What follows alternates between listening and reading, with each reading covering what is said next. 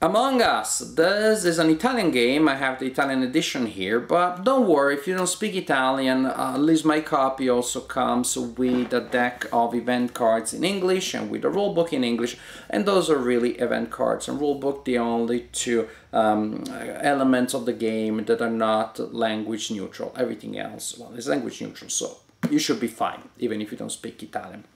Among Us is a game about an alien invasion. The players control humans that are trying to rescue scientists and to bring them to an area of the board in which, well, the scientists will be removed from the city and they'll go to a lab and probably will find a solution to the invasion.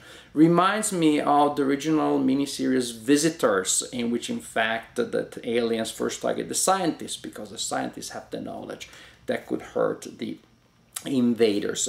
It's a cooperative game, or is it? This is a game that has a trader mechanic. Someone in the group may become a trader. Yes, differently from a lot of other games with the trader mechanic, such as the Resistance, you do not determine the trader at the beginning, but players all start as humans in most cases and may become aliens later in the game. In some cases, very late in the game, which may cause, well, strange occurrences to happen. In general, get the idea, keep in mind the idea, it is a cooperative game with this strange twist and, well, with mechanics, of course, designed to represent that. Without further ado, let's take a closer look at Among Us. The board of the game is double-sided. It represents two different cities with different nets of connections, and here you see how the game may look like at setup.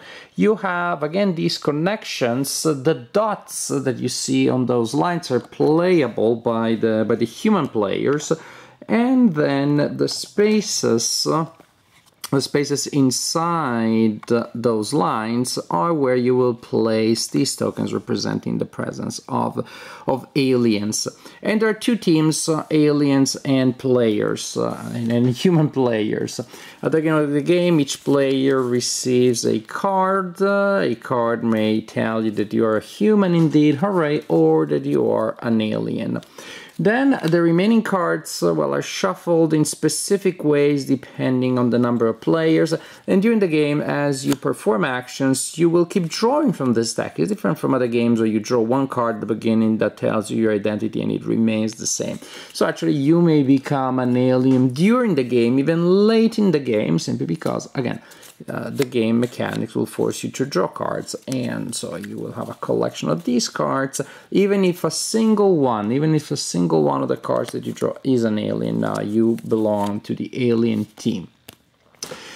What else do we have on the board? So we said we have those aliens that are placed randomly at the beginning of the game. Then there are the game functions that will add more aliens to the board. We have agents. Agents may be ready to be used by the players. In this case, the sign is going on, mimo, like this. Or you remove this thing to indicate that the agent is spent, cannot be used this turn. Again, usually you can use each agent only once per turn. These sirens here, they look very cute, but sometimes it's a pain to put things back in. The first time that you'll be removing them and the thing falls on this very busy map or falls on the floor and you interrupt gameplay for a couple of minutes to look for it, then it becomes annoying and you'll figure out ways of marking how your agent is spent. Then we have scientists. The purpose of the game for the human players is to bring the scientists to this place here in the center of the map, and then there is a little bit of an extra procedure. When a scientist is brought there, the human players, well, the player that brought him there will execute a mission Resistance style. That player will select two other players. Each player will receive two cards, and then secretly these players that have been sent to rescue the scientists will decide if they want the mission to succeed or to fail. If the cards that have been selected where you're trying to rescue the scientist contain even just a single sabotage card, then players will need to draw and resolve 4 event cards, and this is bad. The event cards have usually have a lot of bad stuff, but the most important thing is that in this deck there are several mothership cards. If 4 of these are drawn from the deck, the alien players win the game. That's why if you're an alien, secretly you're an alien, you want those missions to fail, so more cards are drawn, more chances that the mothership arrives for you. Now, so this is pretty much, well, the basic idea. Now, during each turn, at the beginning of the turn, the first player for that turn will draw an event and will resolve it. As you can see, there is a board here with 3 sections: current events, delayed events, and next events. We'll see what that means. So beginning of the turn, you simply draw a card, resolve the event, and for the time being, you're done. Here there is a track which represents the strategic pressure when you execute the action of activating one of the agents. You will draw a number of cards of these assimilation cards equal to the strategic pressure, which at the beginning is 1. Game events will move it one way or the other, so that will make it more or less likely the players will draw an alien card, because every time that you draw from this deck, there is a chance that you will be assimilated and turn into an alien. Again, back to us.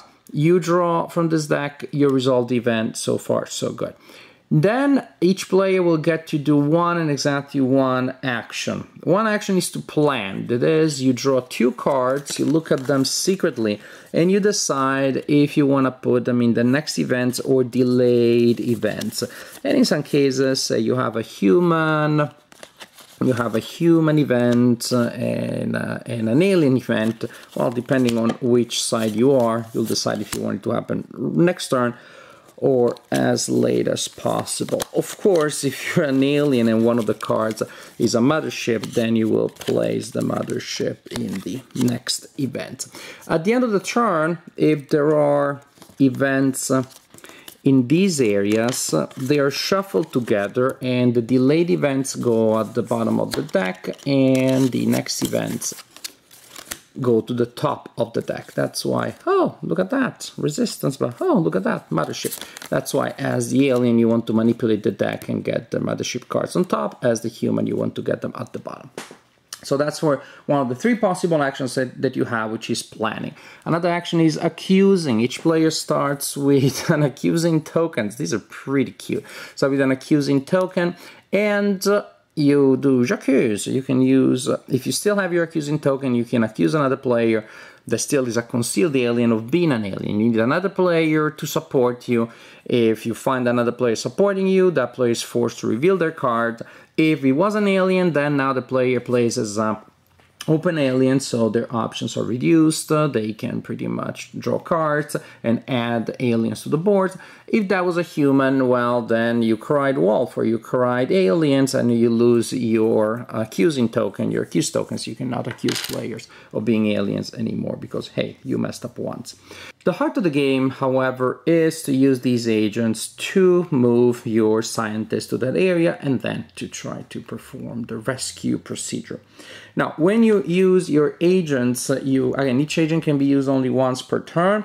You can move the agent. The agent will move any distance on the road on which they are. For example, this is the red road, but since the agent was here, the agent could move any distance on the blue road. So I assume that's how we play it. To change road, you need to start your turn with the agent in a connection, and then you can go on another road. And the agents are not owned by specific players. Any player that is taking controlling the agent action can control the agent. Also remember, there is a cost per controlling agents, which is to draw simulation cards.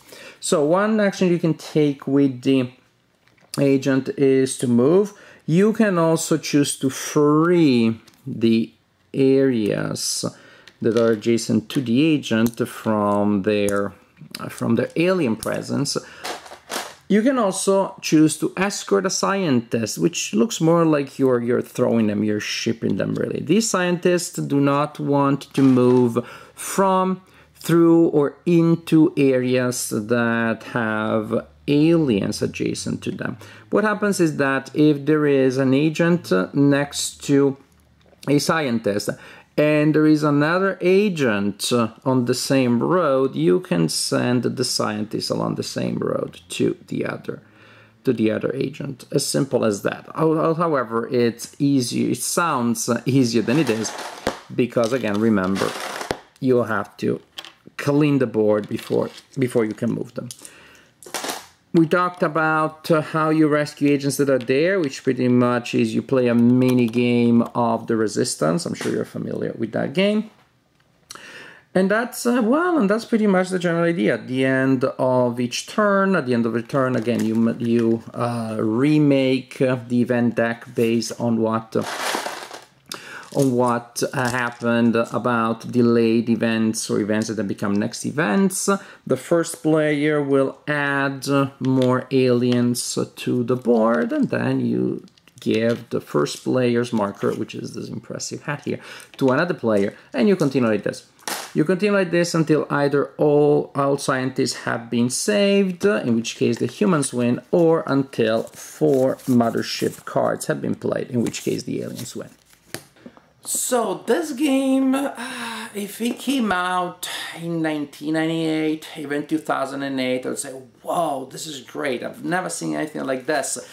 And some of the things that seem cumbersome, that seem kind of weak now, would have been fine back then, but the standards of the game hobby have become so much higher in the last 10 years that this game just came out recently and feels dated. It does feel like a game from the 90s, in which in fact there was more tolerance for cumbersome, clunky, inelegant designs in which you had different moving parts that didn't really feel like they really belonged together. Designs that felt more like stratified, like just one layer over the other, rather than seamlessly, elegantly connected to one another. We were used to those weird turn structures in which it really looked like we're doing things that didn't connect to one another in any way. We had these busy boards, such as the board that you saw here. All of these elements were fine back then, not so much now. So this is a game that feels heavy to play, not in terms of the decisions that you have to make, but in terms of the productions and in terms of the mechanics, how you implement them. Setup is a pain with a lot of those aliens that you have to place. The production with those little sirens, very, very annoying. I'm sure that on paper that look great, but in terms of gameplay, that is kind of annoying. And then just gameplay feels a little bit, again, cumbersome to play. The procedures, all that you have to do, every time that you take an action, you draw a card. It's a small thing, but after a while it becomes tedious, and you have this like big deck of cards. Now, if that was all that there was, the game was only cooperative, I think it would be fine. I think it would be fine.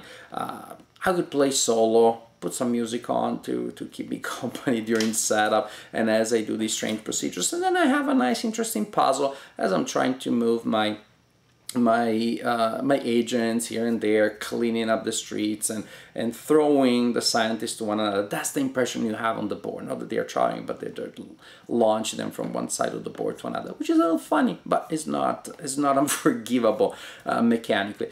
To me, however, the entire trader mechanic, which clearly is supposed to be, I mean, that's my impression, supposed to be the crowning jewel of the design, what makes the design special. It really feels just sort of like pasted on. It just does not feel connected with the puzzle cooperative element of the design. Several things really in this thing that maybe was supposed to strengthen design, in truth, to me, make it weaker. One is, once you are the alien, what are you gonna do? In games such as the Resistance and other games with the Trader, the idea is that you can do a lot of damage without being discovered. Battlestar Galactica does the same, and that's the beauty of it. You create suspicion and paranoia. Here, I became the alien, hooray! And now I start, what am I gonna do? I'm gonna start adding aliens in the worst areas of the city, worse for the humans, and I'm gonna start moving the agents erratically. that's gonna be very easy for other people. That's gonna make it very easy for other people to figure out that I've become an alien. Also, you know, as people constantly get cards, there will be a time so it's like, you can just see. In the Resistance other games, you know at the beginning what's coming, you know that you have to keep a poker face. Here you're thinking about other stuff, like, oh shoot, and sometimes you just cast them that way. But again, the problem is that the options don't really let you do damage to the human players without revealing yourself. Again, I was the only player that did the thing that manipulated the decks, and now the mothership is on top instead of at the bottom. That everybody now knows I am the alien. The only thing really you can do is you play the best of your possibilities against your interests, and then you betray the group when they're trying to rescue the scientists. But that is not, no big deal. It doesn't feel like it justifies playing most of the game against my interests as an alien. Also, biggest problem, you may be turned into an alien very late in the game. I played as a human, and I've been turned into an alien late in the game, where really there's no way for me to turn the tide of the game, and I lost the game due to no fault of mine. Or vice versa. Then I win the game just because I was lucky that I was dumped into the winning team, not because I earned it, not because of something that I did. It just feels strange, and it's very anticlimactic. If you win that way, there's going to be no joy. If you lose that way, well, I guess you already know that there's not going to be any joy. But not even, sometimes, you know, you lose like, wow, good game. You really had me there. Like, wow, this cooperative game kicked our butts in a way that feels, wow, one day we'll win it and it will be great satisfaction. No such a thing if just the luck of the draw puts you in the winning or losing team. So for all these reasons, it's a game that has potential, but it feels like these two parts, the puzzle and the trader mechanic, really don't go together well. And the trader mechanic is so interesting when it has a social aspect. Here the game has such a puzzle element that you really can't have that. You really can't mess up with people's minds all that much, because most of what happens is recorded through the position of the pieces on the board, and those, if you start moving in ways that don't make sense, well, they give away your identity. So Among Us, I don't know, I didn't like it all that much, and I guess that's my assessment. Maybe other people will like it, maybe you figure out the ways of playing the alien competently, maybe a variant can be figured out in which you don't become an alien later in the game, but as is, the game is just not particularly interesting for me.